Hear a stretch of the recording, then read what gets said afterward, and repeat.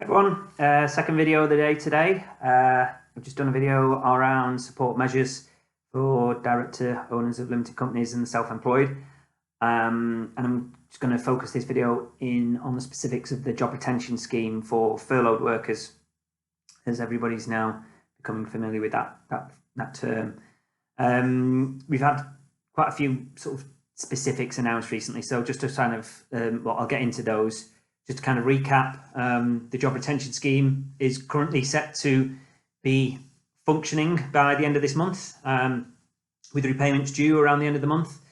It's going to apply for workers who were on the payroll at the 28th of February 2020. That's quite a hard deadline. There's no exceptions to that rule. We can't be putting people back onto the payroll for February. People who unfortunately joined companies in March won't be able to access the scheme, which is unfortunate, but it is what it is. So anyone who's on the payroll at 28th of Feb, it is going to, the furlough pay can be calculated from the beginning of March, even though the announcement wasn't made until the 20-something of March.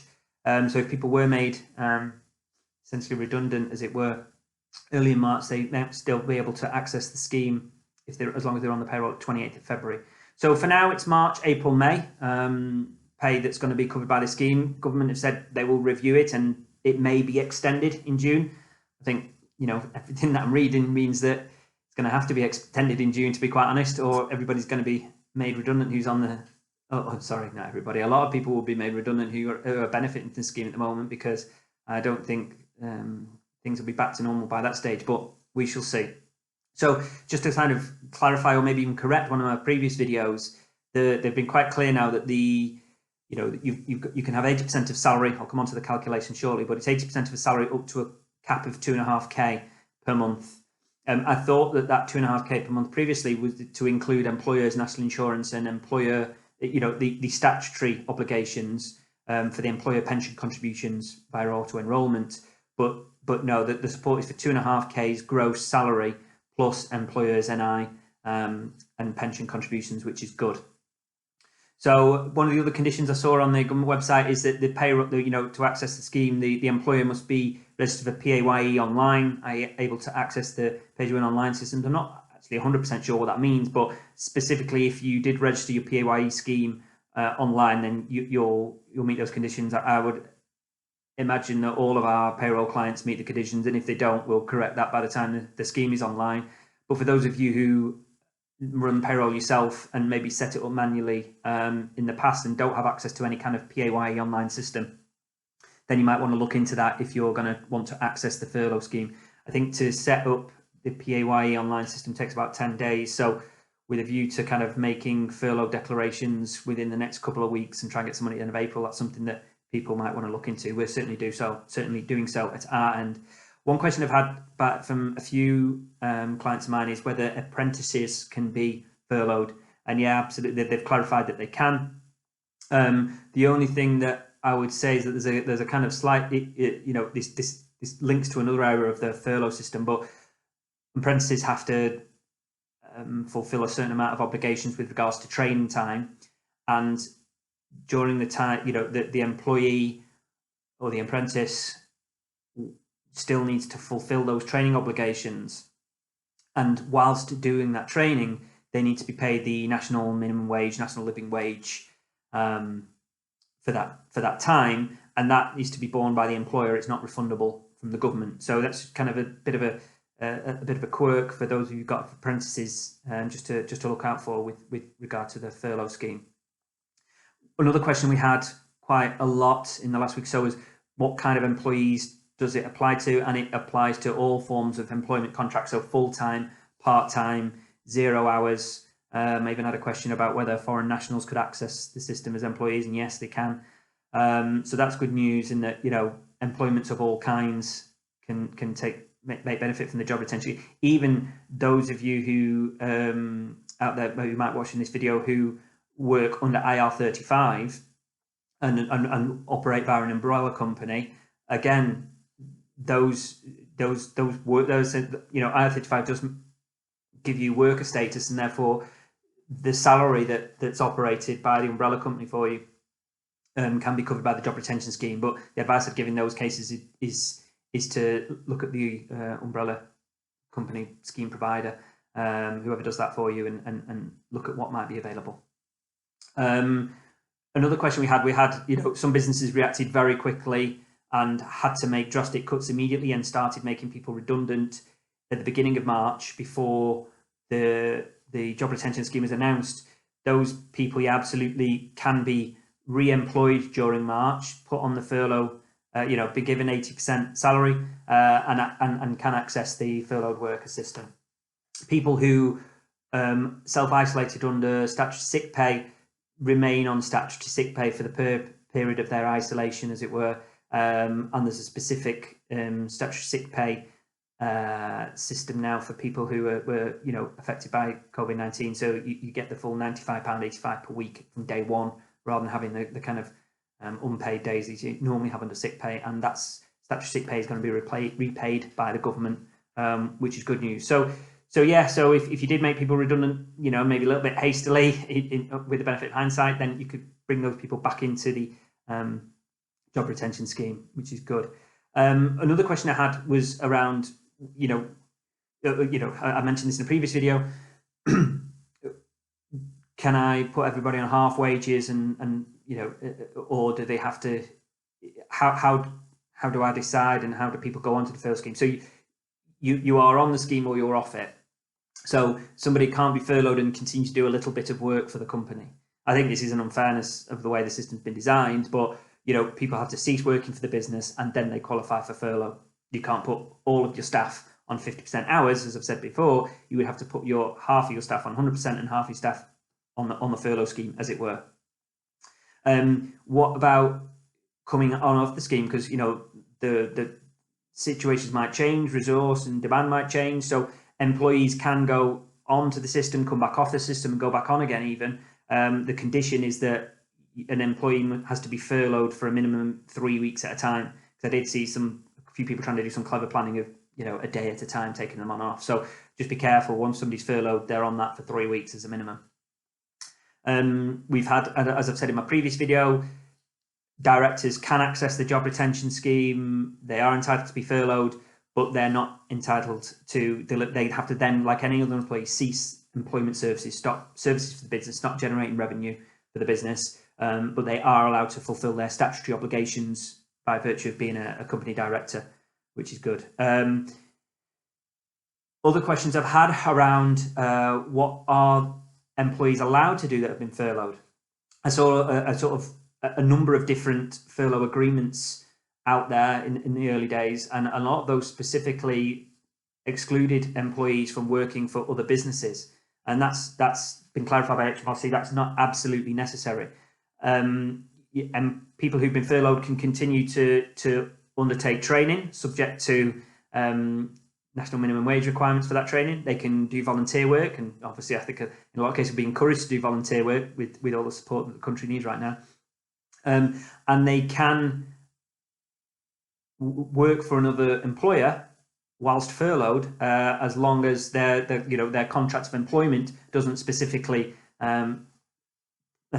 preclude them from doing so. So it is possible for somebody furloughed and then go working as well. Obviously, you wouldn't want a lot of companies wouldn't want employees working for competitors, but it is possible. You can be furloughed from more than one job. A lot of people do have more than one job out there. So you might be, let's say you've got two different employments. You could be furloughed from one, but not the other. You could be furloughed from both, and both systems work. You could, be furloughed from one and work for the other, and then go back into.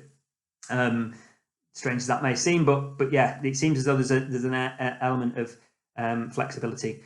Employees who might have been on statutory maternity pay or paternity pay, they're unaffected. That carries on as it were.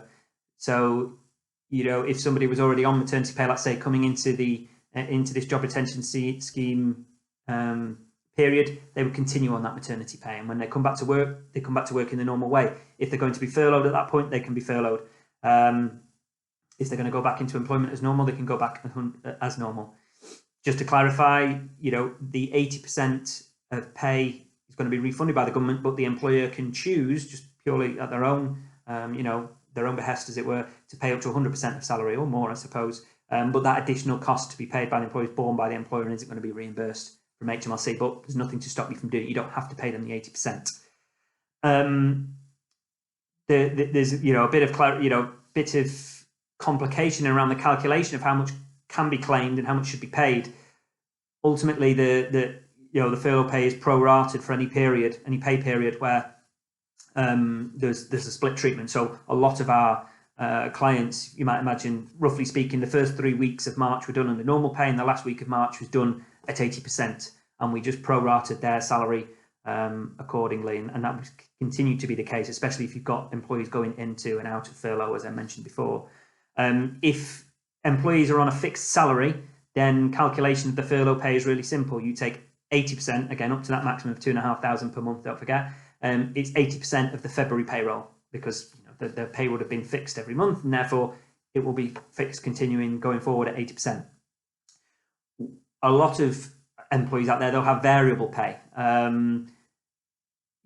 Pay will change month to month. So in those situations, HMRC have advised that you would take the higher amount of if they've been employed for over a year, you would take the higher amount of the same month last year, okay, or an average of the previous 12 months. Okay, so look at those two figures, compare them, take the higher of the two up to a cap of 2,500, and that will be the furlough pay calculation. We had, if it's less than 12 months, if they've been with you 6 months, then you would look at the last 6 months average and use that as the furlough figure. We had there's been a lot of uncertainty around what can and can't be included in the pay calculation for furloughed workers, because initially the government announced that it was just your basic salary or normal salary, but not commissions and bonuses. But then that brings up the problem that there's a lot of employees out there who get a large proportion of their income from commissions and bonuses. So they've added a bit more clarification in that now, we use those variable amounts, as I've just explained, but what do we include in those variable amounts? And now they've been quite specific now in that they've said that you can include contractually obliged commissions and bonuses. So, this is specifically, if you've got some people, sales staff, recruitment employees, if you're contractually obliged to receive certain commissions and bonuses, and that forms part of your standard pay, as it were, then those amounts are part of your variable pay and can be included in the calculation. What is specifically excluded is discretionary bonuses. So, when an employer just says, we're doing quite well, here's a nice little bonus for everybody, here's a little thank you, here's a Christmas bonus, as it were. Those discretionary bonuses can't be included in that variable pay calculation.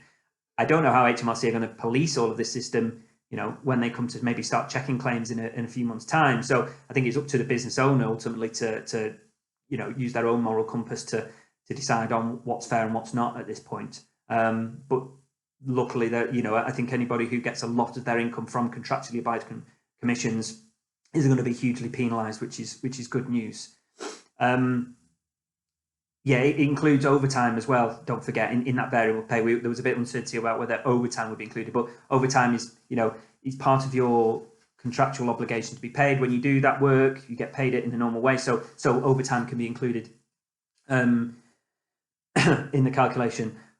We've had a few questions around other areas. So benefits in kind aren't included in the pay calculation when you're calculating the amount to be furloughed.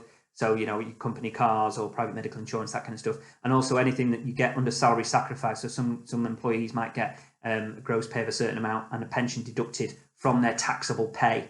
So it's salary sacrifice. Those, you use the taxable pay as the basis of the calculation, not you pay before all salary sacrifice, and benefits in kind are excluded. Okay. I had a couple of circumstances where, what if somebody's just getting paid the national minimum wage? Therefore, when you get paid 80% of that, you fall below the national minimum wage. That's okay, because essentially the employee is on gardening leave, as it were. They're temporarily laid off, so they're not working. Therefore, they don't have to meet those national minimum wage requirements. A lot of people are saying, look, how's this going to work? So if we do the payroll for you, then obviously we're handling that. And as I said in my previous video, we're still trying to assess the impact on us and how we're going to manage all of this. Because if you imagine with all the several hundred payrolls that we run and doing all these calculations about average pay for the last 12 months and the prior month, we're trying to get all this ready for when the systems is open. But if we run the payroll, we're hopefully going to administer that for you. The portal is due to be open, as it were, in the next couple of weeks, and HMRC, to all intents and purposes, say that we're looking to get these rebates into businesses around the end of April. Fingers crossed, let's hope it works out that way. Just to bear in mind that PAYE, you pay as normal. So you calculate the pay, as I've said in a previous video, you make the deductions as normal, you give the employee the net pay as usual. HMRC will reimburse you the gross wages. So they'll give you the top line figure, include gross wages and employers and NI. Obviously the PAYE you take out of that, as you were, pay that back to HMRC, and the employee is going to be left with the net wages. That grant is taxable. A lot of people assume that grants aren't taxable, but the mechanics of this are that yes, the grant is taxable income, but the wages that you give to the employee are tax deductible, and therefore both of those two things will net off, and there's no tax impact to you as the business. So don't be worried or upset when you find out that the grant's taxable, because the wages are tax deductible and you're no worse off. It is free money at the end of the day. So I think that's fair and reasonable. I think other things that we've had questions around, don't forget that the employees who are on furlough maintain all of their employment rights, their entitlements to statutory maternity pay, statutory sick pay, employment rights, discrimination rights, all of that kind of thing. They are, to all intents and purposes, still an employee, just one who's temporarily not working. The only thing that we don't know how it's going to work yet is around holidays and the holiday system and how that's going to work. There isn't much detail on that because, when are employees going to take them? People aren't working, so how do they accrue holidays when they're not working? And that's a bit of a grey area, but as soon as we've got more information on that, then we'll let you know. So I'll put a link in the video description and email as to the government page that sets out a lot of this. Keep the questions coming. As I've mentioned in a previous video, those of you who are company directors who want to access the job retention scheme for yourself to hopefully contribute a small amount towards your salary over the coming months, then we are trying to speak to all our clients and find out who's going to access the furlough scheme and who isn't. If you could email us at furloughed@burtonbevan.co.uk, that would help, because it makes things a bit clearer for us.